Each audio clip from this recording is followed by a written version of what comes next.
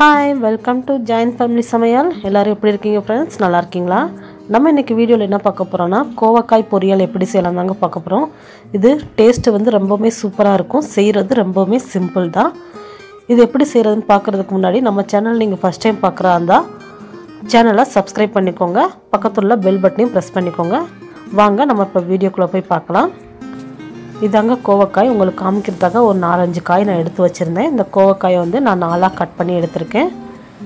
எடுத்து வந்து ஒரு 10 நிமிஷத்துக்கு முன்னாடி கட் பண்ணி இந்த மாதிரி தண்ணில ஊற வச்சிருந்தேன். இப்போ இது வந்து இந்த மாதிரி நல்லா கசக்கி கழுவிக்கலாம்.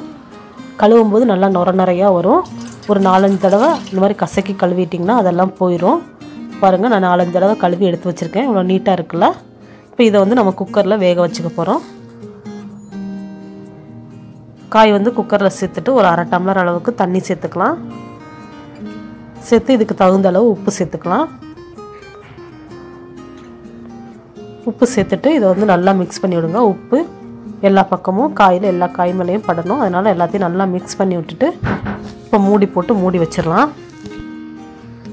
இத வந்து மூடி வச்சு ஹை ஃப்ளேம்ல வச்சு ஒரே ஒரு விசில் மட்டும் விட்டு எடுத்துக்கலாம். அதிகமா குழஞ்சிர கூடாது. ஒரு விசில் வந்து இதுக்கு கரெக்ட்டா இருக்கும். இப்போ பாருங்க ஒரு விசில் வந்துருச்சு. இத வந்து இப்படி எடுத்து தனியா வச்சிட்டு இப்போ இதே அடுப்புல வந்து ஒரு கடாய் வச்சிருக்கேன். கடாய் வந்து நல்லா சூடாகட்டும். நல்லா சூடானதும் இதுல எண்ணெய் சேர்த்துக்கலாம். எண்ணெய் சூடானதும் இதுல வந்து கடுகு உளுந்தம் பருப்பு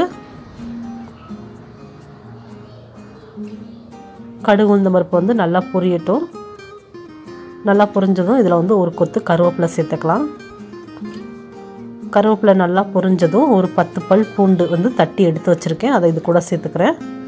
சேர்த்து நல்லா வதக்கி விடலாம். பூண்டு வந்து நல்லா கோல்டன் கலருக்கு வதங்கி வரணும்.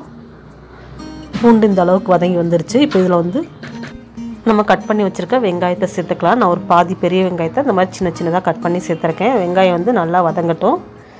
இப்போ இந்த வெங்காயத்துக்கு தகுந்த அளவு உப்பு சேர்த்துக்கலாம். ஆல்ரெடி நம்ம காயில உப்பு சேர்த்திருக்கோம். அதனால இதுக்கு மட்டும் கொஞ்சமா உப்பு சேர்த்தா போதும்.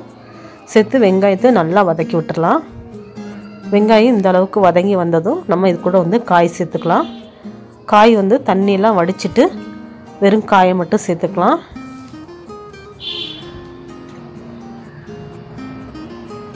சேர்த்துட்டு இந்த இதுக்கு தகுந்த அளவு காரத்துக்கு வந்து நம்ம தனி மிளகாய் தூள் சேர்த்துக்க போறோம்.